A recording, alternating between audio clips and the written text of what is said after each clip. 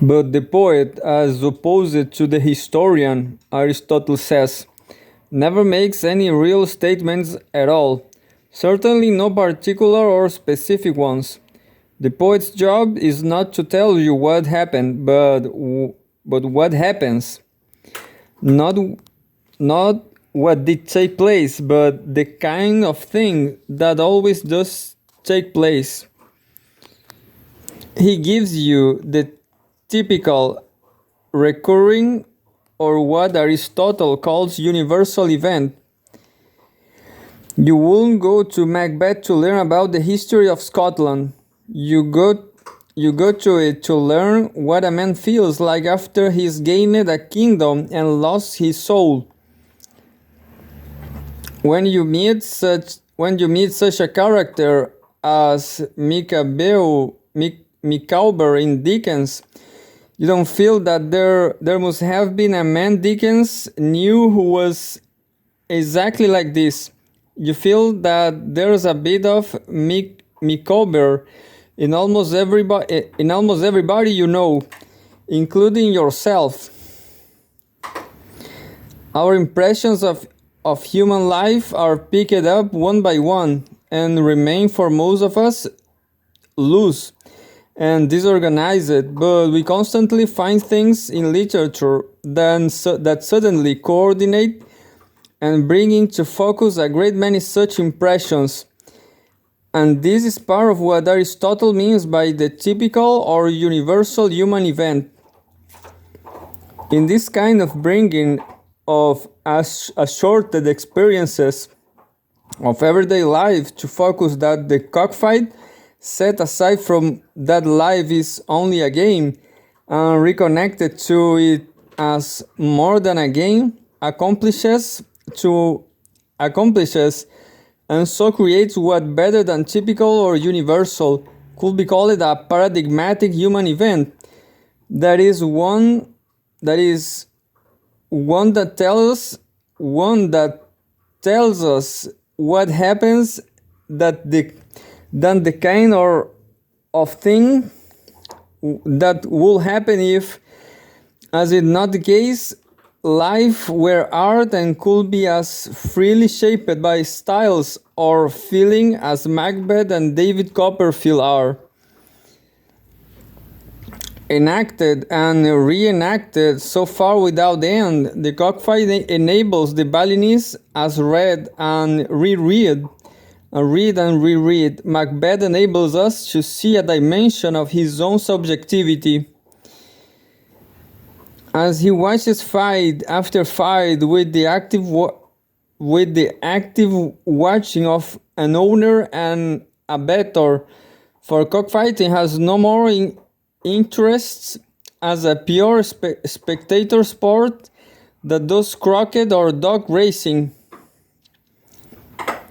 He grows familiar with it and what it has to say to him, much as the attentive listener to string quarters or the observer viewer, or still life grows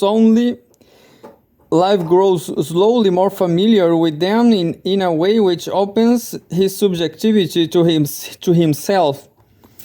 Yet because in another of those paradoxes, along with painted feelings and unconsequented acts, which own aesthetics, and that subjectivity does not properly exist until it is thus organized, our forms generate and regenerate the very subjectivity they pretend only to display.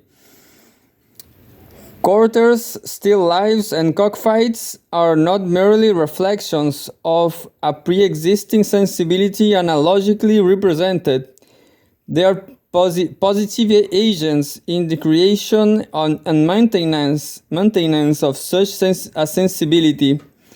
If we see ourselves as a pack of Micawbers, it is from reading too much Dickens. If we see ourselves as unillusioned realists, it is from reading too little. And similarly for Balinese, cocks and cockfights. It is in such a way coloring experience with the light they'll cast in rather than through whatever material effects they may have, that the arts play their role as arts in social life. In the cockfight, then Balinese forms and discovers his temperament and his society's temper at the same time. Or more exactly, he forms and discovers a particular facet of them. Not only are there a great many other cultural texts providing commentaries on status, hierarchy and self-regard in Bali, but there are a great many other critical sectors of Balinese life besides the stratificatory and the agonistic that receive such commentary. The ceremony consecrating a Brahmana priest, a matter of breath control, postural immobility, and vacant concentration upon the depths of being, displays a radically different but to the Balinese equally real property of social hierarchy. Its reach toward the numinous transcendent, set not in the matrix of the kinetic emotionality of animals, but in that of the static passionlessness of divine mentality. In expresses tranquility, not disquiet. The mass festivals at the village temples, which mobilize the whole local population in elaborate hostings of visiting gods, songs, dances, compliments, gifts, assert the spiritual unity of village mates against their status inequality, and project a mood of amity and trust. The cockfight is not the master key to Balinese life, any more than bullfighting is to Spanish. What it says about that life is not unqualified nor even unchallenged by what other equally eloquent cultural statements says about it. But there is nothing more surprising in this than in the fact that Racine and Molière were contemporaries, or that the same people who arranged Chrysanthemus Cast's words. The culture of a people is an ensemble of texts themselves, and ensembles which the anthropologist strains to read over the shoulders of those to whom they properly belong.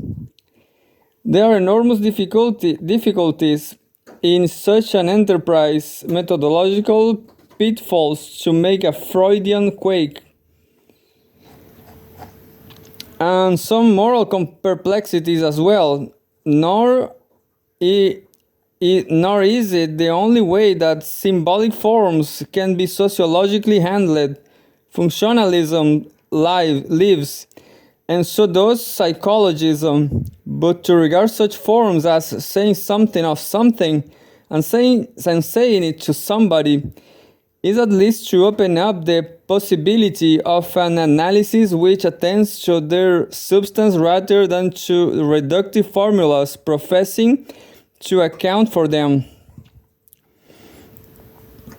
As in more familiar exercises, in close reading, one can start anywhere in a culture's repertoire of forms and end up anywhere else. One can stay as I have here, within a single more or less bounded form, and circle steadily within it. One can move between forms in search of broader unities or informing contrasts. One can even compare forms from different cultures to define their character in reciprocal relief. But whatever the level at which one operates, and however intricately